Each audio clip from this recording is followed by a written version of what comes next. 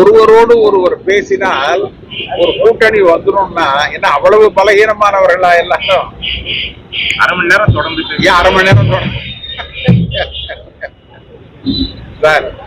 அரசியல் என்பது வேறு. நீங்க ஒருவரோடு பேசுவது என்பது நம்முடைய கொள்கையை விட்டு விடுவதற்காக. நீங்க எந்த ஒரு விஷயத்திலும் ஒரு கருத்தை சொல்லலாம். கருத்தை சொல்றதுல என்ன தப்பு இருக்கு? அதுல கூட்டணி கிடையாது.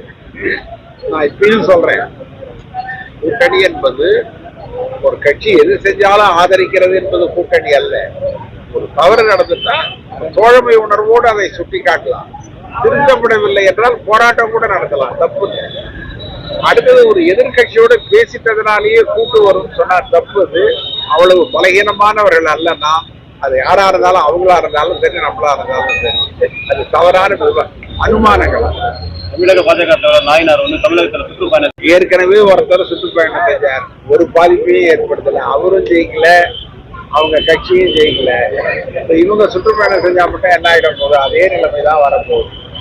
அதனால அதுக்காக ஒரு கேள்வி பதிலே தேவையில்லை, ஒன்றும் நடக்காது.